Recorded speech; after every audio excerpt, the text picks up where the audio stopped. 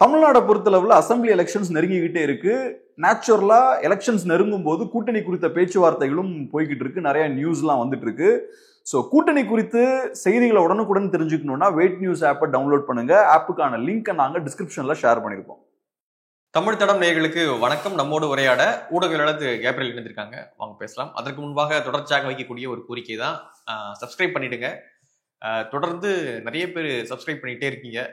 பெரிய மகிழ்ச்சி, ஒரு ஊக்கமாகவும் இருக்கு. இன்னும் அதிகமான சப்ஸ்கிரைப் தேவைப்படுது. பண்ணிக்கிட்டே இருங்க. மகிழ்ச்சி. நன்றி.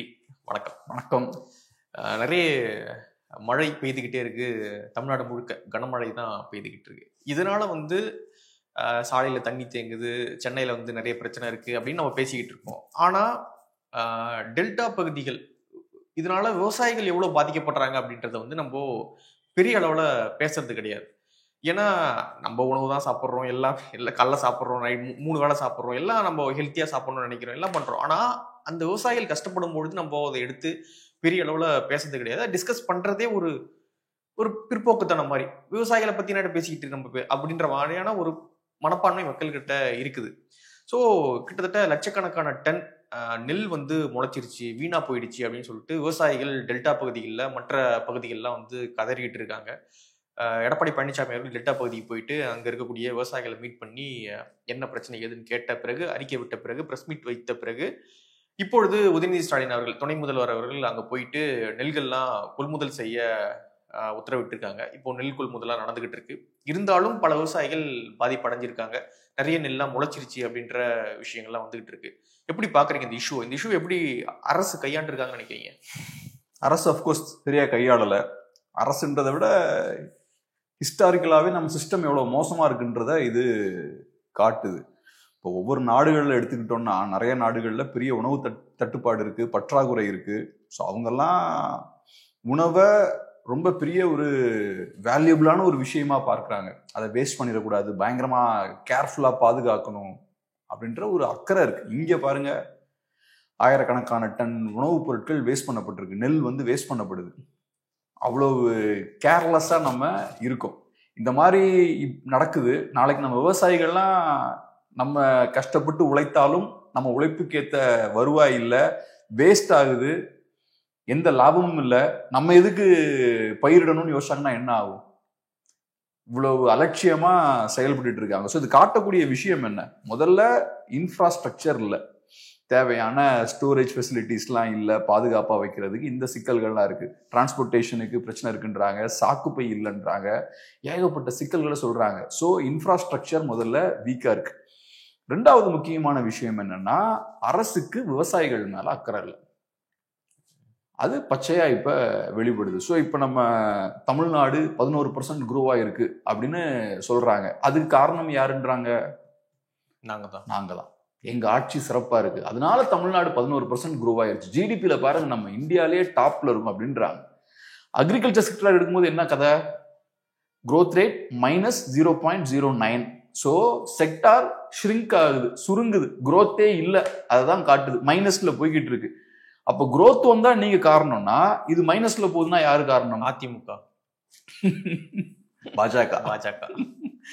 ஸோ அப்படி சொல்லக்கூடாது, அதுக்கும் நீங்க தான் பொறுப்பேற்கணும். அப்ப growth வரும்போது பயங்கரமா தம்பட்டம் அடிக்கிறது, நாங்க செஞ்சுட்டோம், அதை பண்ணிட்டோம், இதை பண்ணிட்டோம், திராவிட மாடல் அப்படி இப்படின்லாம் பேச வேண்டியது, மைனஸ்ல போகும்போது அதை பத்தி பேசுறதே கிடையாது.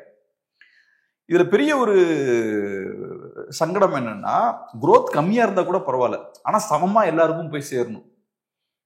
நமக்கு கொஞ்சம் பணம் வருது, அதை நம்ம எல்லாம் பகிர்ந்துக்கிட்டோம் அப்படின்னா ஒரு நல்ல குடும்பம் இல்லை. அதே மாதிரிதான் நம்ம மாநிலத்துல growth கம்மியா இருக்கு, பட் இருக்க growth ஈவனா டிஸ்ட்ரிபியூட் ஆயிட்டு இருக்கு. இங்க growth ஒரு சைடுல ரொம்ப அதிகமா இருக்கு, விவசாயத்துல அக்ரிகல்ச்சர் செக்டர்ல growth கம்மியா இருக்கு. இப்ப காட்டக்கூடிய விஷயம் என்னன்னா, நீங்க ஃபோக்கஸ் பண்ண மாட்டேங்கிறீங்க, அது கொடுக்க வேண்டிய முக்கியத்துவத்தை கொடுக்க மாட்டேங்கிறீங்க. இன்னைக்கு பாருங்க, விவசாயிகள் பாவமா அவங்க மலையில நிக்கிறாங்க, அவங்க கண்ணு முன்னாடியே அவங்களோட மூட்டைகள் எல்லாம் பார்த்தோம்னா நனையுது. எவ்வளவு கஷ்டமா? ஆமா, எவ்வளவு கஷ்டமா இருக்கும். அவங்களோட உழைப்பு இல்ல, 3-4 மந்த்ஸ் கஷ்டப்பட்டு உழைச்சிருக்காங்க, அது கடனை வாங்கியிருக்காங்க, அவங்களுக்கு அதெல்லாம் மனசுல போயிட்டு இருக்கும்ல. இதை எப்படி கட்ட போறோம், இந்த சிக்கல்கள்லாம் போயிட்டு இருக்கும், கண்ணு முன்னாடி அங்க ஈரமாயிட்டு இருக்கு, முளைக்குது. இதெல்லாம் பார்க்கும்போது எவ்வளவு வருத்தமா இருக்கும். உங்களுக்கு இங்க ஒரு சிஸ்டம் இருக்கு. சிஸ்டமை பொறுத்தளவுல இப்ப சிம்பிள், இப்ப உங்களோட நெல் மூட்டைன்னு வச்சுப்போம், ஒரு மூட்டையை வேஸ்ட் பண்ண விடுவீங்களா? ஆனா இங்க சிஸ்டம் எப்படி இருக்குன்னா, கண்ணு முன்னாடி ஆயிரக்கணக்கான லட்சக்கணக்கான மூட்டைகள் வேஸ்ட் ஆயிட்டு இருக்கு. அதிகாரிகளா இருக்கலாம், அரசியல்வாதிகளா இருக்கலாம், எல்லாம் உட்காந்து அப்படியே வேடிக்கை பார்த்துட்டு இருக்காங்க. இவங்களுக்கு அந்த நெல்லை விட சிஸ்டம் முக்கியமா இருக்கு. அவங்களுக்கு இந்த ப்ரொசீஜர், சிஸ்டம், பியூரோக்ரஸிமாங்கல்ல, இதுதான் அவங்களுக்கு. எனக்கு இந்த சிக்கல் இருக்கு. நீங்க இப்படிலாம் பேசுவீங்களா? உங்க வீட்டு நெல்லா இருந்தா சும்மா விடுவீங்களா? ஒரு மூட்டை நெல்லை சும்மா மழையில நனைய விடுவீங்களா? நீங்க என்ன பண்ணிருப்பீங்க? அடிச்சு பிடிச்சு ஓடி எடுத்து என்னெல்லாமோ பண்ணிருப்பீங்கல்ல, வேஸ்ட் ஆகவே விட மாட்டீங்க. ஆனா இங்க நீங்க என்னெல்லாம் காரணம் சொல்றீங்க? சாக்குப்பை இல்லையா, வண்டிகள் இல்லையா, டீசலுக்கு கூட காசு கொடுக்க மாட்டேங்கிறாங்களாம், ஏகப்பட்ட என்னெல்லாமோ சிக்கல்கள் இருக்கு. மத்திய அரசு வந்து அந்த செறிவூட்டப்பட்ட அரிசிக்கு வந்து அனுமதி கொடுக்கல அப்படின்ற மாதிரி சொல்லியிருக்காங்க. ஸோ அதனாலதான் எங்களால் கொள்முதல் பண்ண முடியல அப்படின்ட்டு வந்து சக்கரபாணி அவர்கள் சொல்லியிருக்காங்க. எல்லாத்துக்கும் அதாங்க, எல்லாத்துக்கும் அவங்க தான். குரோத் வந்தா பாசிட்டிவா போனா எல்லாம் இவங்களோட வெற்றி. அது ஏதாவது ஒரு சிக்கல் நடந்ததுன்னா பாஜக. இது எவ்வளவு நாள் தான் கேட்டுட்டு இருக்கிறது? கண்ணு முன்னாடி லட்சக்கணக்கான மூட்டைகள் வேஸ்ட் ஆகுது, நெல் மூட்டைகள் வேஸ்ட் ஆகுது, கண்ணு முன்னாடி இது நடந்துட்டு இருக்கு, மழை பெஞ்சிட்டு இருக்கு, யாருக்கும் பெருசா அக்கறை இல்லை. இதை மீடியாலலாம் பேச ஆரம்பிச்சதுக்கு அப்புறம் எல்லாம் இப்ப நடவடிக்கை எடுக்க ஆரம்பிக்கிறீங்க. மீடியா பேசலாம் நீங்க கண்டுக்கவே மாட்டீங்க. இங்க நம்ம தமிழ்நாட்டை பொறுத்தளவுல கிராமப்புறங்கள் அப்புறம் விவசாயிகள்லாம் கிடையவே கிடையாது. மீடியா யாரை ஃபோக்கஸ் பண்ணுவாங்க? சிட்டி மட்டும்தான். சிட்டினா சென்னை மட்டும்தான். சென்னை மட்டும்தான். ஆமா, மற்றபடி எந்த சிட்டியும் கிடையாது. கோயம்புத்தூரையோ திருச்சியோ ஃபோக்கஸ் பண்றாங்க. ஒன்லி சென்னை தான். எல்லா மீடியாவும் இங்கதான் இருக்கும். மற்ற வெளியில பெரிய பிரசன்ஸ் எதுவுமே கிடையாது. எல்லாம் பாத்தீங்கன்னா நைட் ஆயாச்சுன்னா ஆஜராயிருவாங்க ஸ்டுடியோல. ஒரு 6 பேர் உட்கார்ந்து ஸ்டுடியோல உட்காந்துக்கிட்டு விஜயை பத்தி பேசுறது, இல்லாட்டி அதிமுகவுக்குள்ள என்ன பிரச்சனை ஓடிட்டு இருக்குன்னு பேசுறது, இந்த மாதிரி கதைகள்லாம், லைவ் ரிப்போர்ட்டிங், ஃபீல்டுக்கு போய் பண்ற வேலைகள் இதெல்லாம் கிடையாது. இன்னைக்கு பார்த்தா சில டிவி இப்ப பண்ண ஆரம்பிச்சிருக்காங்க. ஏன்னா இப்ப எலெக்ஷன் கிட்ட நெருங்கும் போது ஒரு ட்ரெண்ட் பார்க்க முடியுது. சில டிவிகள் இந்த இஷ்யூ எடுக்கிறாங்க. அவங்களும் ஃபர்ஸ்ட் நிறைய இஷ்யூஸை பேசல. இப்ப எலெக்ஷன் கிட்ட நெருங்கும் போது ஸ்லோவா சில இஷ்யூஸை பேச ஆரம்பிக்கிறாங்க. எனக்கு தெரிஞ்சு இது மீடியா கையில் எடுத்ததை விட எடப்பாடி பழனிசாமி அவர்கள் அங்க போனதுதான் பெரிய மீடியா கையில் எடுக்கிறதே காரணம் ஆயிடுச்சுன்னு நினைக்கிறேன். அங்க டக்குன்னு அவர் போயிட்டு இறங்கி மழையிலே பார்த்துட்டு இருக்காரு என்ன நடந்துகிட்டு இருக்கு அப்படின்னு சொல்லிட்டு பெரிய பிரஷர் ஆயிடுச்சு. அவர் அங்க போனாலுமே மீடியா கையில் எடுக்காம இருப்பாங்க. இதுக்கு முன்னாடி நிறைய நேரம் அப்படி பண்ணிருக்காங்க. பட் இருந்தாலும் ஒரு எதிர்கட்சி தலைவரா இந்த இஷ்யூ நல்லா ஹேண்டில் பண்றாரு. ரைட். இன்னொரு முக்கியமான விஷயம் என்னன்னா, அவருக்கு ஒரு விவசாயி பேக்ரவுண்டும் இருக்கு. ஸோ அந்த பேக்ரவுண்ட் இருக்கும்போது அந்த மக்களோட இன்னும் ஒரு நாள் பெட்டரா கனெக்ட் ஆக முடியுது. இன்ஃபேக்ட் ஸ்டார்டிங்ல இருந்தே எடப்பாடி அவர்கள் விவசாயிகளோட பிரச்சனையா ரெகுலரா பேசிக்கிட்டே வர்றாரு. ஸோ அந்த இஷ்யூ அவரு சீரியஸா எடுக்கிறார். அவரால் அந்த மக்களோட ஈஸியா கனெக்ட் ஆக முடியும். அவங்க கிட்ட இருந்து வந்தவர். ஸோ அதனால ஃபேமிலி பொலிட்டிக்ஸை கையில் எடுக்கிறாரு, விவசாயிகள் பிரச்சனையை கையில் எடுக்கிறாரு. இது எல்லாமே ஒன்னோட ஒன்று சேர்ந்து போற விஷயங்கள் தானே. பெரிய பணக்காரர்களோட விவசாயிகளால ஈஸியா கனெக்ட் ஆக முடியாது. பட் அவங்க கூட இருந்து வந்தவங்களோட ஈஸியா கனெக்ட் ஆக முடியும். ஸோ அந்த விஷயங்களை அவர் கரெக்டா ஃபர்ஸ்ட்ல இருந்தே பண்ணிட்டு இருக்காரு. இந்த இஷ்யூலையும் பர்டிகுலரா ரொம்ப ஸ்ட்ராங்கா கையில் எடுத்து இபிஎஸ் பேசியிருக்காரு, அசம்பிளிலையும் பேசியிருக்காரு. ஸோ அந்த வகையில் அது ஒரு பெரிய விஷயம்தான். ஸோ இப்ப இந்த விஷயத்த எல்லாரும் பேசுறதுக்கு, மீடியா பேசுறதுக்கு, நம்ம பேசுறதுக்கு விவசாயிகள் ஏகப்பட்ட இழப்பை ஃபேஸ் பண்ண வேண்டிய ஒரு சூழல் இருக்கு. இதுதான் இப்ப நம்ம கிட்ட இருக்கக்கூடிய சிக்கல். இங்க நம்ம சிஸ்டமே எப்படி இருக்குன்னு பார்த்தோம்னா, இப்ப ஸ்டோரேஜ் ஃபெசிலிட்டி, விவசாயிகளுக்கு தேவையான எல்லா விஷயத்தையும் நீங்க கரெக்டா செஞ்சு கொடுத்தீங்கன்னா விவசாயிகளுக்கு ஒரு பிரச்சனையுமே இருக்காது. அவங்க ஒவ்வொரு மாசமும் நல்லா சம்பாதிப்பாங்க, நிறைய லாபம் வரும், நல்லா மரியாதையோட வாழ்வாங்க. ஆனா நம்ம அதை செஞ்சு கொடுக்கறது கிடையாது. அவங்கள இப்படி மலையில நிக்க விடுறது. அதுக்கப்புறம் என்ன பண்றது? மாசம் 1000 ரூபாய் உரிமை தொகை, இந்த ஃப்ரீ அந்த ஃப்ரீ. பாருங்க, நாங்க வந்து ஸ்காண்டினேவியன் கண்ட்ரிஸ் மாதிரி நாங்களும் ரொம்ப ப்ரோக்ரஸிவா இருக்கோம், இது பேர் தான் வெல்ஃபேர் ஸ்டேட் அப்படின்றது. அவனை வேணும்னே நீ ஏழையாக்குற. அவனுக்கு செய்ய வேண்டியது நீ கரெக்டா செஞ்சா அவன் ஏழையாவே இருக்க மாட்டான். நீ தான் அவனை ஏழையாக்குற. ஏழையாக்கிட்டு 1000 ரூபாய் ஊத்திக்கு அவன் பேக்கெட்ல போடுறது, போட்டு உன்னோட கண்ட்ரோல் கீழே அவனை வச்சுக்கிறது. இதுதான் சிக்கல். இவங்களோட மாடலே பாத்தீங்கன்னா தமிழர்களை பிச்சைக்காரராக்கள் தான் இவங்களோட மாடலே. அவன் உழைக்க ரெடியா இருக்கான், அவன் உற்பத்தி பண்ண ரெடியா இருக்கான், எல்லாம் ரெடியா இருக்கான். ஆனா அவனை வந்து நீ ஊக்கப்படுத்த மாட்ட. உழைச்சாச்சு, உற்பத்தி பண்ணியாச்சு, அவன் பொருளை விற்க முடியல, அவனால அதை காலி பண்ற. சோ நீங்க அதுக்கு ஹெல்ப் பண்ண மாட்டேங்கிறீங்க, உங்க வேலையை நீங்க சரியா பண்ணல. இந்த மெத்தடு பாத்தீங்கன்னா எல்லா இடத்துலயும் இருக்கு. இப்ப தூய்மை பணியாளர்கள் போராடுறாங்க, கடுமையா போராடுறாங்க. அவங்களோட டிமாண்ட் என்னவா இருக்கு? எங்களோட சம்பளம் குறையக்கூடாது, பிரைவேட்டைசேஷன் கூடாது. ஆனா நீங்க என்ன கொடுக்குறீங்க? 3 வேளை சாப்பாடு, காலையில, மத்தியானம், அப்புறம் நைட்டு. நாங்க 3 வேளையும் உங்களுக்கு ஃப்ரீயா சாப்பாடு போடுவோம். இன்னைக்கு ஸ்டார்ட் ஆகுதுன்னு நினைக்கிறேன். இன்னைக்கு நியூஸ் ஃப்ரண்ட் பேஜ்ல வருது, ஃப்ரீ. இலவச உணவு. ஆமா, அவன் கேட்கறதுக்கு சம்பளையா அப்படின்னு. நீ சம்பளம் கொடுத்தாச்சுன்னா அவன் இட்லி தோசை எல்லாம் வீட்டுல வச்சு பண்ணிப்பான். இதுல எது ரெஸ்பெக்ட்ஃபுல்லான விஷயம்? ஃப்ரீயா நீங்க சாப்பாடு போடுறது அவனுக்கு மரியாதையா? அவனோட சொந்த பணத்துல அவன் வீட்டுல சாப்பிடுறது மரியாதையா? சோ நீங்க என்ன பண்றீங்க? அவனுக்கு கொடுக்க வேண்டிய காசை கொடுக்க மாட்டேங்கிறீங்க. ரெண்டாவது ஃப்ரீயா நான் போடுறேன்னு சொல்றீங்க. அப்புறம் நேச்சுரலா என்ன ஆகுது? அவன் உங்க கண்ட்ரோலுக்கு கீழே வந்துடுறான். இதுக்கு இப்ப இதுதான் புரியல. இப்போ அந்த சாப்பாடு போடுறாங்கன்னு ஒரு செலவாகும்ல, ஒரு பட்ஜெட் ஒதுக்குவாங்கல்ல, அந்த பட்ஜெட்டை இவங்க சேலரியா கொடுக்கலாம். ஆனா தனியார் கிட்ட கொடுத்துட்டாங்க அந்த வேலையே வந்து. சோ அந்த செலவு வந்து இவங்க சேலரியா மாத்த. இதுக்கு பின்னாடி ஒரு பிசினஸ் மாடலும் இருக்கு. இப்ப நம்ம இங்க மழை பெய்யும் போது நிறைய தண்ணி தேங்குதுன்றத பிரச்சனையை பத்தி பேசணும். சோ ஒண்ணு, நீங்க தண்ணி எல்லாம் தேங்குதுன்னா இன்ஃப்ராஸ்ட்ரக்சரை பில்ட் பண்ணலாம். சரி, அது லாங் டேர்ம் ஒர்க். அதை பண்ணியாச்சுன்னா பிரச்சனையே இருக்காது. ஷார்ட் டேர்மா நீங்க என்ன பண்ணலாம்? அங்கங்க நிறைய முகாம்கள் அமைக்கலாம். நிறைய இடங்கள்ல உணவு நீங்க செய்யலாம். நிறைய மோட்டார்ஸ் எல்லாம் நீங்க அரேஞ்ச் பண்ணலாம். போட்ஸ் அரேஞ்ச் பண்ணலாம். இதெல்லாம் பண்ணா யாருக்கு லாபம்? அதனால நிறைய பேருக்கு லாபம் வரும். சோ இந்த மாடல்ல மக்களுக்கு நஷ்டம் இருக்கு, மக்களோட சுயமரியாதை இங்க போகுது. ஆனா சில பேருக்கு இதுல லாபம் இருக்கு. இது ஒரு டிஃபரெண்டான ஒரு மாடல். அதான் நான் சொல்றேன். நமக்கு தேவைப்பட்டவங்கள கொஞ்சம் சம்பாரிச்சு வச்சுக்கலாம். நம்மளுக்கு தேவைப்பட்டவங்கள கொஞ்சம் சம்பாதிக்க வச்சுக்கலாம். கண்டிப்பா கான்ட்ராக்ட் அது இதுன்னு விடுவாங்கல்ல. சோ லாபம் இருக்கு இதுல. சோ அதனால எப்பவும் நான் சொல்ற விஷயம் அதுதான். கவர்மெண்ட் நிறைய வேலையை செய்ய மக்களுக்கு சிக்கல் தான். எல்லா வேலையும் நான் செய்யறேன் இறங்குவாங்க. நீங்க செய்யற வேலையை மட்டும் கரெக்டா, செய்ய வேண்டிய வேலையை கரெக்டா செஞ்சுட்டீங்கன்னா இதெல்லாம் நீ பண்ணவே வேண்டாம். நீ சோறு போட தேவையில்லை, முகாம்களுக்கு தேவையில்லை, போட்டோட தேவையில்லை, பம்பு செட்டு கொண்டு வர வேண்டிய தேவையில்லை. இது எதுவுமே இல்லை. நீ என்ன பண்ற? உன் வேலையை சரியா பண்ணல.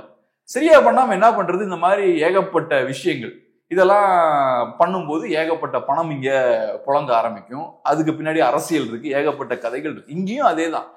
அந்த சாதாரண தொழிலாளர்கள் மட்டும் கேட்கறது ஒரே விஷயம்தான். சோறை மட்டும், எங்க சேலரியை மட்டும் கொடுங்க. ஆனா நீங்க என்ன போடுறீங்க? உணவு கொடுக்குறீங்க, அவங்களுக்கு ஃப்ரீயா கொடுக்குறேன் அப்படின்றீங்க. இங்க உலகத்துல நத்திங் இஸ் ஃப்ரீங்க. நீங்க யாருக்கும் ஃப்ரீயாலாம் கொடுக்கல. அவங்க டாக்ஸ் பே பண்றாங்க. ரெண்டாவது, அவங்களுக்கு கொடுக்க வேண்டிய சேலரி நீங்க ப்ராப்பரா கொடுக்கல. எவ்வளவு கம்மியா கொடுக்குறீங்க, குறைச்சிருக்கீங்க. சோ நம்மளோட செல்ஃப் ரெஸ்பெக்டே உடைச்சிடுறது. நம்ம செல்ஃப் ரெஸ்பெக்ட உடைச்சாச்சுனாலே நம்ம நாளைக்கு கேள்வி எல்லாம் கேட்க மாட்டோம். ஆனா சுயமரியாதை இயக்கம். ஆமா, புரியல எனக்கு. அவங்களுக்குலாம் கரெக்டா புரியலாம், கரெக்டா தான் பண்ணிருக்காங்க. நமக்கு தான் புரிய மாட்டேங்குது. சுயமரியாதை இயக்கம்ன்றாங்க, 100 வருஷம் ஆயிடுச்சுன்றாங்க.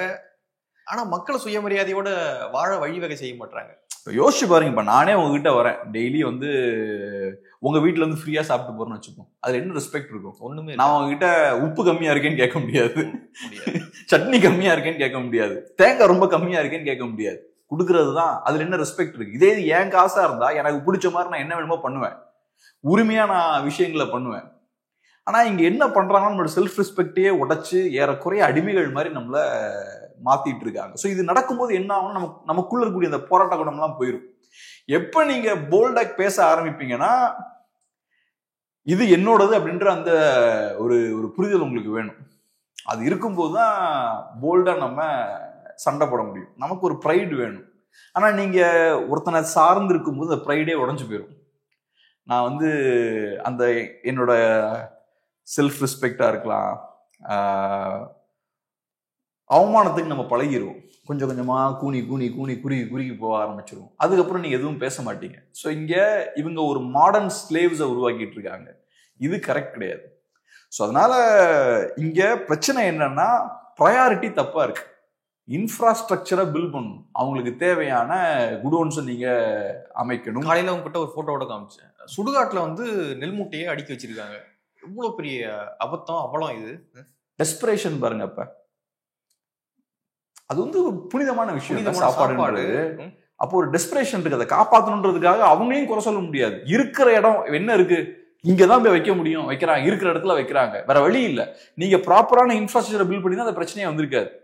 சாப்பாடு எவ்வளவு முக்கியமான விஷயம். இப்ப பாக்குறோம், இன்னைக்கும் நிறைய வீடியோஸ் எல்லாம் பாக்குறோம். ஒருவேளை சாப்பாடு இல்லாம இந்தியாவில எவ்வளவு பேர் கஷ்டப்பட்டு இருக்காங்க, தமிழ்நாட்டுல எவ்வளவு பேர் கஷ்டப்பட்டு இருக்காங்க. நிறைய பேர் நைட்டு வெறும் வயிறோட தூங்கிட்டு இருக்காங்க. உலகம் முழுக்க பசினால எவ்வளவு பேர் இறந்துட்டு இருக்காங்க. சில நாடுகள்ல எல்லாம் சாப்பாடை வந்து பொக்கிஷமா பார்ப்பாங்க.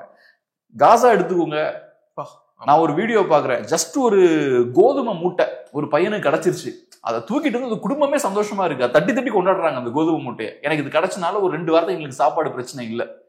முழுசா சாப்பிட முடியாது 2 வாரத்துக்கு, ஒரு வேளை சாப்பிட்டுக்கலாம் அவங்க இந்த 2 வாரத்துக்கு. அவ்வளவு பிரச்சனைகள் இருக்கு. இங்க நம்ம ஆளுங்க ஆயிரக்கணக்கான டன்னை அசால்ட்டா மலையில விட்டு வேஸ்ட் பண்ணி வேடிக்கை பார்த்துட்டு இருக்காங்க. அது மட்டும் இல்லாம இப்ப தமிழ்நாடு முழுக்க நிறைய பகுதிகளில் கடுமையான கனமழை பெஞ்சிட்டு இருக்கு. ஸோ மழை குறித்த செய்திகளை உடனுக்குடன் தெரிஞ்சுக்கணும்னா வெயிட்டிங் நியூஸ் ஆப்பை டவுன்லோட் பண்ணுங்க. ஆப்புக்கான லிங்கை நாங்க டிஸ்கிரிப்ஷன்ல ஷேர் பண்ணிருக்கோம். இப்போதான் பிரச்சனை இருக்கு அப்படின்னு கிடையாது, இதுக்கு முன்பாகவும் அங்க பிரச்சனை இருந்தது. ஆனா பெரிய அளவு நம்ம பேசல. விஜய் கூட அந்த மீட்டிங்ல போகும்போது ஒண்ணு பேசினாரு, இங்க மூட்டைக்கு வந்து நெல் மூட்டையை தூக்கணும் அப்படின்னா அதுக்கு வந்து 40 ரூபா ஒரு மூட்டைக்கு கமிஷன் வாங்குறாங்க அப்படின்னு சொல்லிட்டு விஜய் ஒன்று பேசினா, அதன் பிறகு அங்க இருக்கக்கூடிய எம்எல்ஏ எல்லாம் விளக்கெல்லாம் கொடுத்திருந்தாங்க. அப்படி வாங்குறாங்கன்னா வேற என்ன பண்ண முடியும் அப்படின்ற மாதிரி விளக்கெல்லாம் கொடுத்திருந்தாங்க. ஸோ நெல் மூட்டை நினையுது அப்படின்றதுனால இது இப்ப இஷ்யூ ஆயிருக்கு. ஆனா அந்த விவசாயிகள் தொடர்ச்சியாக அன்றாட வாழ்க்கையில அங்க அந்த கொள்முதல் செய்யக்கூடிய நிலையங்கள்ல வந்து பெரிய பிரச்சனைகளை அனுபவிச்சுக்கிட்டு இருக்காங்க. அவங்க லஞ்சம் கொடுக்கறது இது அதுன்னு நிறைய பிரச்சனைகளை அனுபவிச்சுக்கிட்டு இருக்காங்க அப்படின்றத வந்து நம்ம பேசுறதே இல்லை. சொன்னதே திரும்ப சொல்றேன், கவர்மெண்டோட ரோல் எங்கெல்லாம் இருக்கோ அங்கெல்லாம் இன்எஃபிஷியன்சி இருக்கும், எஃபிஷியன்டா ஃபங்க்ஷன் ஆகாது. இப்ப பிஎஸ்என்எல்லையும் ஏர்டெல்லையும் எடுத்துக்கோங்க, யார் எஃபிஷியன்டா ஃபங்க்ஷன் ஆகுறாங்க? இவன் 10 ரூபா வச்சு செய்யக்கூடிய வேலையை அவன் 2 ரூபா செஞ்சு முடிச்சுட்டு போயிடுவான். ஸோ ஒன்று எஃபிஷியண்டா இருக்காது, ரெண்டாவது குவாலிட்டியான சர்வீஸும் இருக்காது, மூணாவது கரப்ஷன் அதிகமாக இருக்கும். ஏன்னா பொலிட்டிஷியன்ஸோட இன்வால்மெண்ட் அங்கே இருக்கும். கவர்மெண்ட் ஒரு இடத்துக்குள்ள வந்தாச்சுனாலே கரப்ஷன் அங்கே அதிகமாக இருக்கும். நீங்க சொன்னீங்க பாருங்க, 40 ரூபா வாங்குறாங்க. இப்போ இந்த பிரச்சனை போயிட்டு இருக்கும்போது நிறைய பேர் அதை சொல்றாங்க. நான் நியூஸ் சேனல்ஸ்ல தான் பாக்குறேன், இந்த மாதிரி விவசாயிகள் அப்படி குற்றச்சாட்டு வைக்கிறாங்க, ஒரு மூட்டைக்கு 40 ரூபா அப்படின்ற குற்றச்சாட்டுகள்லாம் வைக்கிறாங்க. ஸோ நான் என்ன சொல்றேன், மார்க்கெட் ஃபோர்ஸஸை கரெக்டாக நம்ம ஃபங்க்ஷன் ஆக விடணும். விவசாயிகள் அரசை சார்ந்து இருக்காங்க அப்படின்ற அந்த சூழலை மாற்றணும். அது சாதாரண விஷயம் இல்லை, அது கொஞ்சம் அது இன்னும் டீப்பான நிறைய பிரச்சனைகள் இருக்கு, அதை நோக்கி நம்ம போகணும். அட்லீஸ்ட் அது இல்லைன்னா இவங்க அரசு அப்படின்ற அந்த இயந்திரத்தை யூஸ் பண்ணி பொலிட்டீஷியன்ஸ் மக்களை உறிஞ்சிருவாங்க. அரசோட வேலை என்னவோ அதை மட்டும் ஃபோக்கஸ்டா அரசு பண்ணணும். அதை தாண்டி எல்லா இடத்துலயும் அரசு கை வைக்கிறாங்கன்னா டாப் டு பாட்டம் நம்ம இழந்துகிட்டே இருப்போம். அரசை நம்ம சார்ந்து இருக்க நம்ம பொருளாதாரம் வளராது. நம்மள ஃபுல்லா அவங்களே ட்ரெயின் பண்ணிடுவாங்க. இப்போ பாருங்க, இபி பில் நம்ம எவ்வளவு பே பண்றோம், டாக்ஸ் எவ்வளவு பே பண்றோம், நமக்கு வரக்கூடிய ரிட்டர்ன்ஸ்னு பார்த்தா ரொம்ப கம்மி தான். ஸோ அதனால இவங்க அதை பண்ணிடுவாங்க, அரசு இதை பண்ணிடுவாங்க, கம்யூனிஸ்டுகள் அப்படிதான் எதை எடுத்தாலும் அரசு பண்ணிடுவாங்க. அரசு எல்லாத்தையும் பண்ண பயங்கர இன்எஃபிஷியன்டா இருக்கும். அரசு பண்ணக்கூடாது, எதை பண்ணணுமோ அதை மட்டும் பண்ணணும். உங்களுக்கு என்னால பண்ண முடியாத வேலையை நீ பண்ணணும். பிரைவேட் பிளேயரால பண்ண முடிகிற வேலையை அவன் பார்த்துப்பான். நீ ரோடு போடுற வேலையை கரெக்டா போ. நீங்க ரோடு போடுறதெல்லாம் பார்த்தா வீடியோஸ் எல்லாம் பாக்குறோம், சும்மா பேப்பரை தூக்குற மாதிரி ரோட தூக்குறாங்க, கையில தூக்குறாங்க, பிஞ்சு ஒரு சின்ன லேயர் மட்டும் தான் இருக்கு மேல. இந்த மாதிரி ரோட்ஸ் இருக்கு. அப்புறம் நம்ம வர ரோட்ஸே நம்ம பாக்குறோம் எவ்வளவு மோசமா இருக்குன்னு. ஸோ உங்க வேலையை கரெக்டா பெர்ஃபெக்டா பண்ணுங்க. அதை இல்லாம அரசோட ரோலை இன்க்ரீஸ் பண்ணிக்கிட்டே போறது, ரொம்ப கான்சியஸா அந்த வேலையை பண்றது. எல்லா இடங்களையும் பிரச்சனை இருக்க எல்லா இடத்துலயும் அரசோட ரோல் இன்க்ரீஸ் ஆகிட்டே இருக்கு. நீங்க அரசோட ரோலை இன்க்ரீஸ் பண்ணா நம்ம பணம் கையை விட்டு போய்கிட்டே இருக்கும். பொலிட்டீஷியன்ஸுக்கு கொண்டாட்டம் தான் அது சிக்கல். ஓகே, அடுத்ததாக பார்த்தீங்கன்னா திருமாவர்களுடைய ஒரு ஸ்டேட்மெண்ட் என்ன சொல்லியிருக்காருன்னா, திமுகவுக்கு நான் முட்டு கொடுக்குறேன் அப்படின்னு வந்து சொல்றீங்க. நான் எதுக்கு திமுகவுக்கு முட்டு கொடுக்கணும்? ஒரு பலவீனம் இல்லாத ஒரு பார்ட்டினா முட்டு கொடுக்கலாம். விழுந்துகிட்டு இருக்காங்க அப்படின்னா அவங்களுக்கு முட்டு கொடுக்கலாம். ஆல்ரெடியே வந்து அசூர பலத்துல இருக்கு திமுக. அப்படி இருக்கக்கூடிய கட்சிக்கு நாங்க எதுக்கு முட்டு கொடுக்கணும்? நாங்க திமுக என்ன பேசுதோ அதே கொள்கையை தான் நாங்களும் பேசுறோம். நாங்களும் அம்பேத்கரையும் பெரியாரையும் பேசிக்கிட்டு இருக்கோம். மேபி அவங்க பேசுறத நாங்களும் பேசுறதுனால உங்களுக்கு முட்டு கொடுக்குற மாதிரி தெரியலமே தவிர்த்து நாங்க முட்டு கொடுத்துதான் திமுக வாழணும் அப்படின்ற அளவுக்கு இன்னைக்கு அவங்க இல்லை. அவங்க வந்து இன்னைக்கு அசுர பலத்துல இருக்காங்க அப்படின்றாரு. அதான் இப்ப கூட்டணி கட்சிகளை பார்த்தா நமக்கு பாவமா இருக்கு. திமுக கூட்டணியில் கூடிய கூட்டணி கட்சிகளை பார்த்தா நமக்கே பாவமா இருக்கு. அவங்களோட பேச்சு, அவங்களோட செயல்பாடுகள் எல்லாம் பார்க்கும்போது இப்ப திமுக அசுர பலத்தோட இருக்காங்கன்னா எதுக்கு உங்களோட தேவை ஏற்படுது? எதுக்கு கம்யூனிஸ்டுகளோட தேவை? எதுக்கு காங்கிரஸோட தேவை? எதுக்கு எம்டிஎம்கேவோட தேவை? இந்த தேவையெல்லாம் ஏன் ஏற்படுது? ஸோ திமுக ஒன்றும் அசுர பலத்தோடலாம் இல்லை. திமுகவுக்கு இந்த கட்சிகளோட தேவையெல்லாம் இருக்கு. இன்ஃபேக்ட் நீங்க அதை புரிய வைக்கணும். திமுக அசுர பலத்தோட இருக்குன்னு திமுக கூட நினைச்சுக்கலாம், அது உண்மை கிடையாது அப்படி நினைச்சுக்கலாம். நீங்க புரிய வைக்கணும், அதான் உங்களோட வேலை. அதை புரிய வச்சாதான் பொலிட்டிக்கலா உங்களோட ஸ்பேஸை நீங்க என்ஷூர் பண்ண முடியும் இல்லையா? நான் உனக்கு தேவைடா அப்படின்றத புரிய வைக்கணும். அதை புரிய வைக்காம நீங்களே என்ன பண்றீங்க, உங்க கையில இருக்கக்கூடிய பலத்துக்கு அவங்ககிட்ட கொடுக்குறீங்க. இல்ல திமுக ரொம்ப அசுர பலத்தோட இருக்காங்க, அப்ப அர்த்தம் என்ன? அவங்க எங்களை ஏதோ பாவம்னு வச்சிருக்காங்க கூட அப்படின்னு தானே அதுக்கு பொருள். அசுர பலத்துல எல்லாம் இல்ல, திமுக வீக்கா தான் இருக்காங்க. உங்களோட தேவை அவங்களுக்கு இருக்கு, நீங்க தேவை அவங்களுக்கு. சோ உங்களுக்கும் ஒரு முக்கியத்துவம் இருக்கு, அதை பேசுங்க. அது இல்ல திமுக அசுர பலத்துல இருக்காங்க, சோ அப்ப எங்களை வந்து ஏதோ பாவம் பார்த்து எங்களை சேர்த்து வச்சிருக்காங்க அப்படின்ற பொருள்ல தான் அது இருக்கு. சோ அது முதல் தப்பு. ரெண்டாவது, கொள்கை ரீதியா நீங்களும் திமுகவும் ஒரே ரூட்ல பயணிக்கக்கூடிய அமைப்புகள் கிடையாது. திமுக தமிழ்நாட்டுல திமுகவும் சரி, அதிமுகவும் சரி, பாஜகவும் சரி, காங்கிரஸும் சரி, அவங்கனால எல்லாருக்கும் வாய்ப்புகளை கொடுக்க முடியல. இந்தியால சாதிய கட்டமைப்பு இருக்கு, தமிழ்நாட்டிலையும் சாதிய கட்டமைப்பு இருக்கு. ஸோ மோஸ்ட்லி இங்க இருக்கக்கூடிய முக்கியமான கட்சிகள் எடுத்துக்கிட்டோம்னா குறிப்பிட்ட சில கம்யூனிட்டிஸோட கைகளில் தான் அந்த கட்சி இருக்கு. ஒடுக்கப்பட்ட மக்களுக்கு பெரிய ஸ்பேஸ் இல்லை. ஸோ அதனாலதான் விசிகே மாதிரியான ஒரு கட்சியோட தேவை தமிழ்நாட்டில் ஏற்படுது. ஸோ நிறைய பேருக்கு இங்க ரெப்ரசன்டேஷன் கிடைக்கல, ஒடுக்கப்படுறாங்க, ஓரம் கட்டப்படுறாங்க. அவங்க நமக்கு ஒரு வாய்ஸ் வேணும் அப்படின்றதுக்காக விசிகே மாதிரியான ஒரு கட்சிக்கு பலத்தை கொடுக்குறாங்க. திருமாவளவன் மாதிரியான ஒரு லீடரை வளர்த்து விடுறாங்க. ஆனா ஒரு லீடரா வளர்ந்ததுக்கு அப்புறம் நானும் திமுக ஒண்ணு என்ன அர்த்தம்? நீங்க திமுக கிட்ட ஃபைட் பண்ணி ஸ்பேஸ வாங்கணும், அதிமுக கிட்ட ஃபைட் பண்ணி ஸ்பேஸ வாங்கணும், காங்கிரஸ் கிட்ட ஃபைட் பண்ணி ஸ்பேஸ வாங்கணும், பாஜக கிட்ட ஃபைட் பண்ணி நீங்க ஸ்பேஸ வாங்கணும். நீங்க என்ன சொல்றீங்க? நாங்களும் திமுக ஒண்ணுதாங்க, கொள்கை ரீதியா நாங்களும் அவங்களும் ஒண்ணுதாங்க. அப்புறம் எது கட்சி? ஆமா, சேர்ந்துடலாமே அவங்களோட போய், எது கட்சி? ஸோ இந்த அடிப்படையான புரிதல்லாம் இல்லாம நீங்க கம்ப்ளீட்டா உங்ககிட்ட இருக்கக்கூடிய லெவரேஜ் எல்லாத்தையும் தூக்கிட்டு போய் திமுக கொடுக்குறீங்க. அப்புறம் நாளைக்கு எப்படி நீங்க ஃபைட் பண்ணுவீங்க? உங்களுக்கு ஃபைட்டிங் ஸ்பிரிட்டே இல்லையே. திமுகவால சில விஷயங்களை செய்ய முடியலன்றதுக்காக தான் மக்கள் உங்களை மாதிரியான ஒரு தலைவரையும் விசிகே மாதிரியான கட்சியையும் உருவாக்கி இருக்காங்க. திமுகனால சில வேலைகளை செய்ய முடியல, அதனால நிறைய மக்கள் பாதிக்கப்படுறாங்க. சோ அந்த மக்கள் தான் உங்களுக்கு அரசியல் பலத்தை நீங்க கொடுத்துருக்காங்க. ஆனா நீங்க அந்த பலத்தை திமுக போய் அடகு வைக்கிறீங்க, அந்த பொலிட்டிக்கல் பவரை திமுக கையில போய் கொடுக்குறீங்க. கொடுத்துட்டு நாங்களும் அவங்க ஒண்ணுதான், எங்களுக்கு ஒரு டிஃபரன்ஸுமே கிடையாதுன்றீங்க. சோ இப்ப இது திமுக சொல்லலாம், திமுக இதை சொல்லலாம். அப்படியே திமுக சொன்னாலும் நீங்க ஃபைட் பண்ணும். இல்ல நானும் நீ எல்லாம் ஒண்ணு கிடையாது, நம்ம ரெண்டு டிஃபரன்ஸ் இருக்கு, நான் இங்க வேற வேலை செய்ய வந்திருக்கேன், இன்னைக்கு நான் உங்க கூட சேர்ந்திருக்கேன்னா அது வேற காரணங்களுக்காக சேர்ந்திருக்கேன், சில விஷயங்களை பெற்றுக்கொள்வதற்காக சேர்ந்திருக்கேன்னு சொல்லலாம். ஆனா இங்க என்ன பண்றீங்க? திமுக அதை சொல்ல, நீங்களே இதை சொல்றீங்க. உங்களோட ஸ்பேஸை நீங்களே திமுக கிட்ட போய் கொடுக்குறீங்க. எனக்கு பொலிட்டிக்கல் ஸ்பேஸே வேண்டாம், நீங்களே வச்சுக்கோங்க அப்படின்னு கொடுக்குறீங்க. இது என்னன்னு புரிஞ்சுக்கிறது? ஏன் இவ்வளவு தூரத்துக்கு இறங்கி வரும்? சோ நீங்க ஏன் முட்டு கொடுக்குறீங்கன்ற கேள்வி அவர்கிட்ட கேட்கப்படுது.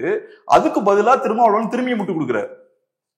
இது முட்டுதான், இது முட்டுதான், முரட்டு முட்டை கொடுக்குறாரு. ஆமா. சோ அவரு நான் முட்டு கொடுக்கலன்றத அவரு சொல்லணும், அதை செய்யாம திரும்ப இன்னொரு தடவை அவர் முட்டு கொடுக்குறாரு. திமுகவுக்கு தான் இங்கேயும் முட்டு கொடுக்குறாரு. அவர் திமுக தான் டிஃபெண்ட் பண்றாரு. ஸோ அதனால சிக்கலான ஒரு இடத்துல தான் சிறிய கட்சிகள் இருக்காங்க. அவங்களோட ஸ்பேஸ்லாம் வேகமா கரைஞ்சு போய்கிட்டே இருக்கு. அவங்களுக்கு திமுக விட்டா வேற ஆப்ஷன் இல்லைன்ற ஒரு சூழல் இருக்கு. இப்போ மற்றவங்களுக்குலாம் இந்த நெருக்கடி கிடையாது. திமுக கூட்டணியில வந்து மற்றவங்களுக்குலாம் இல்லாத ஒரு நெருக்கடி விசிகாவுக்கு மட்டும்தான் இருக்குதோ அப்படின்னு நான் நினைக்கிறேன். மற்றவங்களாம் இந்த அளவுக்கு அடிக்கடி இந்த முட்டு அப்படின்ற அந்த விஷயத்தை வச்சு பேசல. திரும்ப தான் அடிக்கடி இதை வந்து பேசிக்கிட்டே இருக்காரு, நாங்க அதை பண்ணல அப்படின்னு சொல்லிட்டு. ஸோ எப்படி பாக்குறீங்க? இந்த இது வந்து ரெண்டு ஆங்கிள் இருந்து நம்ம பார்க்கலாம். ஒண்ணு, திருமாவளவன் அவர்களை வன்மத்தோட அட்டாக் பண்ற குரூப்பும் இருக்காங்க. ஸோ அவங்க மற்ற கட்சிகளை அட்டாக் பண்றதை விட திருமாவளவன் அட்டாக் பண்றது அதிகமா இருக்கும். இப்ப திருமாவளவன் அவர்கள் பண்ற அதே தப்ப மற்ற கட்சிகள் பண்ணும்போது பெருசா எடுத்துக்க மாட்டாங்க. ஆனா திருமாவை ஸ்பெசிபிக்கா டார்கெட் பண்ற ஆட்கள் நிறைய இருக்காங்க. அதுக்கான காரணம் என்னன்னு நமக்கு தெரியும். விசிகாவையும் திருமாவையும் ஸ்பெசிபிக்கா டார்கெட் பண்ணி அட்டாக் பண்றதுக்கு ஆட்கள் இருக்காங்க. அதனாலதான் நம்ம கொஞ்சம் தயங்குறது. அப்பப்ப விசிகாவை ஸ்பெசிபிக்கா விமர்சிக்கிறதுல நமக்கெல்லாம் தயக்கம் இருக்கிறதுக்கான காரணம் அதுதான். பட் இன்னொரு முக்கியமான காரணம் என்னன்னா, நான் எப்படி பாக்குறேன்னா, விசிகேவுக்கு ஒன்றும் அந்த அளவுக்கு பெரிய டிபெண்டன்சி இருக்கிறதா நான் பார்க்கல. ஏன்னா இப்ப கூட்டணி கட்சியில நாம் பார்த்த அளவுல காங்கிரஸுக்கு தான் முக்கியத்துவம் அதிகம். ஏன்னா காங்கிரஸை பொறுத்தளவுல திமுகவுக்கு அவங்க தான் ஒரு கிரெடிபிலிட்டி கொடுக்குறாங்க.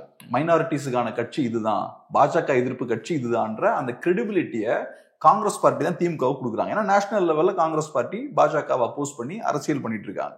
இந்தியா அலையன்ஸ்ல திமுக இருக்கிறதால தான் பாசிச எதிர்ப்பு, பாஜக எதிர்ப்பு எல்லாம் செல்லுபடி ஆகுது தமிழ்நாட்டில். ஸோ அந்த வகையில காங்கிரஸ் பார்ட்டிக்கு பெரிய வெயிட்டேஜ் உண்டு. ரெண்டாவது முக்கியமான பார்ட்னர் யாருன்னு பார்க்கணும்னா விசிகே தான். ஏன்னா விசிகேவும் அதே மாதிரி திமுகவுக்கு அந்த இமேஜை கொடுக்குது. இவங்க வந்து ஒடுக்கப்பட்ட மக்களுக்கான கட்சி, நியாயத்துக்கான கட்சி, சுயமரியாதை பேசக்கூடிய கட்சி, அம்பேத்கரிசம் இதெல்லாம் பேசுறாங்களே திமுகல. ஸோ அதெல்லாம் பேசும்போது அதுக்கு ஒரு கிரெடிபிலிட்டி சேர்க்கக்கூடிய ஃபேக்டர் யாருன்னா திருமாவளவன் அவர்கள். ஸோ அந்த வகையில திருமாவளவன் அவர்களும் ரொம்ப முக்கியம். திமுகவுக்கு அந்த ஒரு ப்ராக்ரஸிவான ஒரு முற்போக்கான அந்த இமேஜை திருமாவளவன் அவர்கள் திமுகவுக்கு கொடுக்குறார். ஸோ இந்த ரெண்டு கட்சிகளும் தான் என்ன பொறுத்தளவுல பெரிய ஒரு தேவையான ஒரு இடத்துல திமுகவுக்கு இருக்காங்கன்னு பாருங்க. மற்றபடி கம்யூனிஸ்ட் எல்லாம் பொறுத்தளவுல கூட்டணியை விட்டு அவங்களை நீங்க வெளியேற்றினாலும் பெரிய டேமேஜ் ஏற்படுத்த முடியாது. ஏற்படுத்த முடியாது, பெரிய டேமேஜ் ஏற்படுத்த முடியாது. அஃப்கோர்ஸ் அவங்களுக்கு ஒரு ஓட் பேஸ் இருக்கு. கன்வென்ஷன் எடுத்துக்கிட்டீங்கன்னா எல்லா தொகுதியிலுமே ஒரு சின்ன ஓட் பேஸ் அவங்களுக்கு டெஃபினட்டா இருக்கு. ஆனா அதை தாண்டி பெரிய டேமேஜ் ஏற்படுத்த முடியாது. பட் காங்கிரஸும் விசிகேவும் திமுகவுக்கு டேமேஜ் ஏற்படுத்த முடியும். ஸோ அதனால நான் எப்படி பாக்குறேன்னா, காங்கிரஸும் சரி விசிகேவும் சரி ரொம்ப இறங்கி போக வேண்டிய அவசியம்லாம் கிடையாது. மேபி நேஷனல் லெவல்ல காங்கிரஸுக்கு தேவை இருக்கலாம்.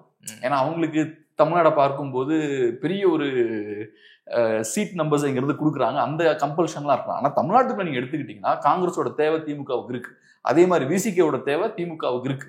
சும்மா ஈஸியாலாம் தூக்கி போட்டுற முடியாது. ஸோ அதை நல்லா ஸ்ட்ராங்கா யூஸ் பண்ணலாம். குறிப்பா விசிகே மாதிரியான கட்சி ஸ்ட்ராங்கா யூஸ் பண்ணலாம்.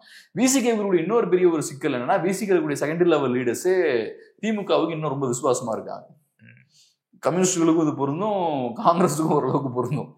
அதுவும் ஒரு பெரிய ஒரு சிக்கல். ஸோ இந்த ஃபேக்டர்ஸ்லாம் இருக்கிறதால திரும்ப இப்ப திமுக எதிர்த்து அரசியல் பண்ணணும்னு நினைத்தால் கூட நிறைய பிரச்சனைகள் இருக்கு. செகண்டரி லெவல் லீடர்ஸ் விட மாட்டாங்க. ஆமா, 1 சீட்ஸ் வேணும். ரெண்டாவது அவர் இந்த பக்கம் போனாருன்னா செகண்டரி லெவல் லீடர்ஸ் இந்த பக்கம் போவாங்க. மொத்த கட்சியை சேர்த்து இழுத்துட்டு போறது கஷ்டம். அந்த நீங்க சொல்றத பாத்தீங்கன்னா ஃபேக்சுவலா பார்க்கும்பொழுது திமுக வீக்கா தான் இருக்கு, இவங்களுடைய பலத்தால தான் ஓடிக்கிட்டு இருக்கு. ஆனா அதை திரும்ப ஒத்துக்க மறுக்கிறார் அப்படின்னு எடுத்துக்கலாமா? இப்ப திமுக சோசியல் சர்வீஸ்ல ஈடுபடக்கூடிய கட்சி கிடையாது. சோ கூட்டணி வச்சு கூட்டணி கட்சிகளுக்கு சீட்ஸ் எல்லாம் கொடுக்குறாங்கன்னா அது சர்வீஸ் கிடையாது. நீட் பேசிஸ்ல நடக்கக்கூடிய விஷயங்கள். நீட் இருக்கு திமுகவுக்கு, எனக்கு விசிகேவோட தேவை இருக்கு. ஸோ திருமாவளவன் அப்பப்ப 6 மாசம் ஒரு சின்ன பஞ்செல்லாம் வைப்பாரு. அதெல்லாம் பொறுத்துக்கிட்டு கூட்டணியில் இருக்கக்கூடிய கட்சிகள் அகாமடேட் பண்ணி திமுக போறாங்கன்னா திமுகவுக்கு அவங்களோட தேவை இருக்கு. அந்த தேவை ஏன் ஏற்படுது? அது வீக்னஸ் தானே. தனியா என்னால ஜெயிக்க முடியாது, அதனால எனக்கு கூட்டணி கட்சிகள் தேவை. ஸோ அதனால நான் கூட்டணி கட்சிகளை அரவணைத்து நான் போய்கிட்டு இருக்கேன். ஸோ டெஃபினட்டா திமுகவுக்கு இந்த கட்சிகளோட தேவையெல்லாம் இருக்கு. இன்னைக்கு பார்க்கும்போது திமுக ஸ்ட்ராங்கா இருக்கிற மாதிரியான ஒரு தோற்றம் இப்போதைக்கு இருக்கு. அது காரணம் என்னன்னா, கடந்த சில ஆண்டுகளா திமுக எதிர்ப்பு வாக்குகள் சிதற ஆரம்பிச்சிருக்கு. குறிப்பா பாஜக 5-10%, போன எலெக்ஷன்ல 10% வாங்கிட்டாங்க. என்டிகேவும் ஸ்ட்ராங் ஆயிட்டாங்க. 1 to 8% அவங்களோட ஓட் ஷேர் இன்க்ரீஸ் ஆயிருக்கு. இப்ப புதுசா டிவிகே உள்ள வராரு, அவரும் அதிமுக வாக்குகளை குறிவைக்கிறாரு, திமுக எதிர்ப்பு தான் பேசுறாரு. ஸோ இந்த ஃபேக்டர்ஸ் எல்லாம் உள்ள வந்தனால பாக்குறதுக்கு என்னமோ திமுக ஸ்ட்ராங்கா இருக்குன்ற ஒரு தோற்றத்தை ஏற்படுத்துது. ஆனா உண்மை என்னன்னா, திமுக வீக்கா தான் இருக்காங்க. திமுக ஒன்றும் ஸ்ட்ராங்கா இல்ல. திமுக எதிர்ப்பு வாக்குகள் உடஞ்சிருக்கு, நிறைய சைட்ல ஸ்பிளிட் ஆகிருக்கிறனால அது திமுக ஸ்ட்ராங்கா இருக்கிற மாதிரியான ஒரு இமேஜை ஏற்படுத்துது. ஸோ அதனால கான்பிடண்டா சொல்லலாம் திமுக ஸ்ட்ராங்கா எல்லாம் கிடையாது. இந்த ஓட்ஸ் சதுரி இருக்கு பாருங்க, இது எப்பவும் சதுரியே இருக்காது. ஒரு காலத்துல அது கன்சாலிடேட்டா இருந்தது, அதுக்கப்புறம் செதற ஆரம்பிச்சிருக்கு. நாளைக்கு டெஃபினட்டா திரும்ப கன்சாலிடேட் ஆயிரும். அப்படி பிரிஞ்சே இருக்கு. அதுல ஒரு ஓட்டு பிரிஞ்சிருந்தா வேலைக்காக கன்சாலிடேட் ஆகிடுவாங்க அடுத்தது. ஸோ அது கன்சாலிடேஷனை நோக்கி ஏதோ ஒரு பாயிண்ட்ல கண்டிப்பா போகும். ஆனா இப்ப பாயிண்ட் என்னன்னா, திமுக எதிர்ப்பு வாக்குகள் இன்க்ரீஸ் ஆயிருக்கு நேற்று இன்னைக்கு. ஓகே, அடுத்ததாக பார்த்தீங்கன்னா விஜய் பிரச்சாரத்துக்கு போவாரு அப்படின்னு நம்ம தொடர்ச்சியா பேசிக்கிட்டே இருக்கோம், நிறைய பேப்பர்லயும் வந்திருக்கு. இப்போ என்ன சொல்றாங்க அப்படின்னா, விஜய் ஜெயலலிதா பாணியில பிரச்சாரத்தை மேற்கொள்ள இருக்காரு அப்படின்ற மாதிரியான செய்திகள்லாம் உலாவுது. ஸோ ஒரு மாவட்டத்துக்கு ஒரு இடத்த தேர்ந்தெடுத்து, ஒரு விசாலமான ஒரு இடத்த தேர்ந்தெடுத்து ஹெலிகாப்டர்ல இறங்கி பிரச்சாரத்தை முடிச்சுட்டு அப்படியே ஹெலிகாப்டர்லயே கிளம்பி போறாரு. ஸோ இந்த மாதிரி ஒரு ஜெயலலிதா பாணியில 26 பிரச்சாரத்தை விஜய் மேற்கொள்ள போறாரு அப்படின்னு சொல்றாங்க. ஸோ எப்படி ஜெயலலிதாவும் விஜய் ஒன்னா எடுத்துப்பாங்களா மக்கள்? இப்ப நம்ம ஃபர்ஸ்டே இதை பேசியிருக்கோம், உங்களுக்கு ஞாபகம் இருக்குமான்னு தெரியல. திருச்சியில விஜய் பிரச்சாரத்துக்கு போறதுக்கு முன்னாடியே நம்ம இந்த இஷ்யூவை டிஸ்கஸ் பண்ணிருக்கோம். அப்போ நம்ம சொன்ன விஷயம் என்னன்னா, விஜயால வெளியே பெருசா கேம்பெயின் பண்ண முடியாது, ரோட் ஷோ எல்லாம் போக முடியாது. ஏன்னா ரோட் ஷோ அவர் போனார்னா கண்டிப்பா ரோட்ஸ் எல்லாம் பிளாக் ஆயிரும், பெரிய பிரச்சனைகள் ஏற்படும். ஸோ விஜய் மேபி என்ன பண்ணலாம்னா, பெரிய ஒரு மைதானத்துல பெரிய பெரிய ஸ்டேஜ் எல்லாம் போட்டு ஜெயலலிதா அவர்கள் ஸ்டைல்ல கேம்பெயின் பண்ண வாய்ப்பு இருக்குன்ற விஷயத்த நம்ம ஸ்டார்டிங்லேயே நம்ம டிஸ்கஸ் பண்ணோம். ஆக்சுவலா அதான் பண்ணிருக்கணும். விஜய ரோட் ஷோ போக அலோவ் பண்ணிருக்க கூடாது. இந்த மாதிரி நீங்க சொன்னீங்கல்ல, இப்ப ஜெயலலிதா பாணியில் அவரை செயல்பட விட்டுருக்கலாம், அதுதான் ஆக்சுவலா பண்ணிருக்கணும். பட் அதை தாண்டி பெர்மிஷன்லாம் கொடுத்து அவருக்கு பிடிச்ச மாதிரி போகலாம் விட்டாங்க. கரூர்ல 41 பேர் பெரிய ஒரு பிரச்சனை ஏற்பட்டிருக்கு. ஆக்சுவலா இதுதான் கரெக்ட், இதுதான் அவரால் பண்ண முடியும். ஸோ இப்ப அந்த ஆப்ஷனுக்கு வந்துட்டாங்க. இனிமேல் நம்ம நடுவில் கிரவுண்ட்ல இறங்கி மக்களுக்கு பிரச்சனையை கொடுக்க கூடாதுன்ற இடத்துக்கு வந்துட்டாங்க. ஆனா நான் என்ன சொல்லுவேன்னா, இந்த மாதிரியான பெரிய ஈவெண்ட்ஸ் ஆர்கனைஸ் பண்ண வேண்டிய தேவையும் இல்லை. விஜய் என்ன பண்ண போறாங்க, பேர் 4 பேப்பரை படிக்க போறாரு, 2 பேப்பர் தான் படிக்க போறாரு, 1.5 பேப்பர். ஆமா, சொல்றது ஒன்றும் பெருசா கிடையாது, நல்லா கொட்டை எழுத்துல பெருசா எழுதி வச்சிருக்க போறாங்க, அதை பார்த்து அவர் பேச போறாரு, இவ்வளவுதான். அதுலயும் 4-5 மிஸ்டேக்ஸ் இருக்கும் படிக்கிறதுலயும், பார்த்து படிக்கிறதுலயும். உங்க அரசியல் இவ்வளவுதானே, அதுக்கு எதுக்கு நீங்க தேவையில்லாம காசை வேஸ்ட் பண்ணி ஹெலிகாப்டரை வாடகைக்கு எடுத்து கட்சிக்காரனையும் தேவையில்லாம வேலை விட்டு இல்லாம அவன் உங்களை பாக்குறதுக்காக எங்கேயாவது அங்கங்கிருந்து ஓடி வருவானுங்க, அப்புறம் இந்த ஈவெண்ட்டுக்குலாம் வந்துட்டு இருப்பாங்க. எதுக்கு எல்லாத்துக்கும் டார்ச்சரை கொடுத்துட்டு இருக்கீங்க? பேசாம அந்த பேப்பரை மட்டும் நீங்க ஒரு போட்டோ எடுத்து ட்விட்டர்ல நீங்க அப்லோட் பண்ணிருங்க, முடிஞ்சு போச்சு. ஜெயலலிதா அவர்கள் களத்துக்கு வராங்கன்னா அவங்க ஒரு பொலிட்டீஷியன், பொலிட்டிக்ஸ் பண்ண ஒரு பொலிட்டீஷியன், ரெஸ்ட்ல இருந்த பொலிட்டீஷியன் கிடையாது. ரெண்டாவது, மக்களோட அவங்களுக்கு கனெக்ட் ஆக முடியும், பொலிட்டிக்கலா கனெக்ட் ஆக முடியும். ஸோ ரெண்டுக்கும் வித்தியாசம் இருக்கு. நீங்க ஒரு ஸ்டாரா கனெக்ட் ஆகுறது வேற, பொலிட்டிக்கலா கனெக்ட் ஆகுறது வேற. அவங்களுக்கு பொலிட்டிக்கலா எல்லா இஷ்யூஸை பத்தி நான் புரிதல் உண்டு, பொலிட்டிக்கலா அவங்களுக்கு பேசவும் தெரியும். இது எதுவுமே தெரியாம எதுக்கு நீங்க பொதுக்கூட்டமோ இந்த மாதிரி பெரிய பெரிய ஸ்டேஜ் எல்லாம் போட்டு எதுக்கு மீட்டிங் நடத்தணும்? பேசாம வீட்லயே இருந்துக்கலாம். இருந்து அந்த 2 பேப்பரை நீங்க லீக் பண்ணலாம். லீக் பண்ணிட்டீங்கன்னா முடிஞ்சு போச்சு. உங்களுக்கும் நல்லது, தமிழ் மக்களுக்கும் நல்லது, உங்க கட்சி தொண்டர்களுக்கும் நேரம் வேஸ்ட் ஆகாது. அதை விட்டுட்டு திரும்ப திரும்ப ஏன் மக்களுக்கு குடைச்சலை கொடுத்துட்டு இருக்கீங்கன்றதான் என்னோட கேள்வி. வரீங்க, பேசுறீங்க, ரைட்டு, ஃபர்ஸ்ட் வருஷத்துக்கு வந்துட்டு இருந்தீங்க, இப்ப கடந்து தேவையில்லாம என்ன வெளியே வந்தே தீரணுன்ற தேவை என்ன இருக்கு உங்களுக்கு? நீங்க என்ன பெரிய லெனினா? வெளில வந்து நான் புரட்சியை பண்ணியே தீரணும், இல்லைன்னா எனக்கு தூக்கமே வராதுன்னு துடிக்கிறதுக்கு நீங்க என்ன? உங்ககிட்ட என்ன அரசியல் இருக்கு? ஒன்றும் கிடையாது. பேசாம ரெஸ்ட் எடுங்களேன். எதுக்கு இவ்வளவு கஷ்டப்பட்டுட்டு இருக்கீங்க? வந்து இருக்கவனுக்கெல்லாம் பிரச்சனையை கொடுத்து 41 பேர் இறந்தாச்சு. இப்பவும் கடந்துட்டு திருப்பி வெளியே வர்றதுக்கான விஷயங்கள்லாம் செய்யறாங்க அப்படின்னு நியூஸ் வந்துட்டு இருக்கு. இதெல்லாம் எப்படின்னா, இதெல்லாம் கன்ஃபார்ம் நியூஸ் கிடையாது. பேப்பர்ல நம்ம பாக்குறோம் அவர் வெளியே வர்றதுக்கான வாய்ப்புகள் இருக்கு அப்படின்லாம் செய்தி வருது. இது லைட்டா கிரவுண்ட் டெஸ்ட் பண்ணி பாக்குறது. நம்ம வெளியே வர்றதுக்கு ரெடியா இருக்கும், நியூஸை லைட்டா லீக் பண்ணி பார்ப்போம். குச்சி எடுக்கிறானுங்களா எல்லாம் வரவேற்கிறாங்களான்னு செக் பண்ணி பார்ப்போம். ரைட், இந்த கடை மூட்டை அங்கிட்டு ஓடுறானா ரைட், நம்ம மக்கள் எதுக்கும் ரெடியா தான் இருக்கானுங்க, நமக்கு இப்பயும் வரவேற்பு நம்ம கொடுக்குறாங்க அப்படின்னா ரைட், அப்ப இறங்குவோம். சும்மா அப்படி கிரவுண்டை லைட்டா டெஸ்ட் பண்ணி பார்த்துட்டு இருக்காங்க. நம்மளோட கேள்வி என்னன்னா, எதுக்கு, ஏன் இவ்வளவு கஷ்டப்பட்டுட்டு இருக்கீங்க? எதுக்கு உங்களுக்கு ரோட் ஷோ முதல்ல? எதுக்கு உங்களுக்கு மாநாடு? இதெல்லாம் எதுக்குன்னு எனக்கு புரியல. உங்ககிட்ட என்ன அரசியல் இருக்கு? எது கட்சி? ஆமா, எது கட்சி? அதுதான் முக்கியமான கேள்வி. அரசியல் இல்லாம கட்சி எதுக்கு? கட்சி எதுக்கு? அதுக்கு ஒரு ஃபேன் கிளப் போதும், அது ஏற்கனவே இருக்கு. அதை வச்சுக்கிட்டு வருஷத்துக்கு ஒரு தடவை நம்ம ஏழைங்களுக்கு அன்னதானம் பண்ணோமா, கொஞ்சம் சாப்பாடு கீப்பாடு போட்டோமா, இந்த விஷயங்களை பண்ணிக்கிட்டு போக வேண்டியதானே.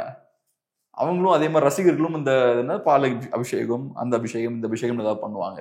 ஏன் அதெல்லாம் விட்டுட்டு தேவையில்லாம ஃபேன் கிளப் ஆக்டிவிட்டியை பொலிட்டிக்ஸோட கனெக்ட் பண்ணி ஃபேன் கிளப் ஸ்டைல்லே அரசியல் பண்ணி ஏன் எல்லாத்துக்கும் நியூசன்ஸை கிளப்புறீங்க? அவன் அப்புறம் கூரையை பிச்சுக்கிட்டு மேலே வந்துட்டு இருக்கான் கட்சிக்காரன், அடுத்த வீட்டுக்குள்ளெல்லாம் புகுறான், கரண்ட் கம்பத்துல ஏறுறான், மரத்து கம்பத்துல ஏறுறான், மரக்கிளைகள்ல ஏறுறான், தாவறான், அங்க ஸ்பீடு கிட்ட போய் கத்துறான், சீஃப் மினிஸ்டர் ஆஃப் இந்தியான்றான், வைண்டான் வேற, யாரா இது ஸ்பீடு கிட்ட போய் நியூசன்ஸ் பண்ணிட்டு இருக்கானுங்க.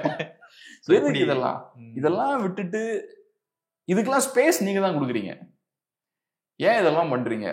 ஓகே, எப்படியும் உங்க ஃபேன்ஸ் உங்களுக்கு ஓட்டு போட்டுருவாங்க, பெரிய ஒரு ஹைப்பை கிரியேட் பண்ணும். எதுக்கு இந்த விஷயங்கள்? ஆனா இப்ப என்னன்னா விஜய் நினைச்சாலுமே இப்ப சும்மா இருக்க முடியாது. அது ஒண்ணு, நம்ம சொன்னது போல விஜயோட தேவை 2 சைடுமே இருக்கு. திமுகவுக்கும் விஜயோட தேவை இருக்கு, பாஜக அதிமுகவுக்கும் விஜயோட தேவை இருக்கு. அதனால விஜய் நினைத்தாலும் இனி ரிலாக்ஸ்டா வீட்டுல எல்லாம் உட்கார முடியாது.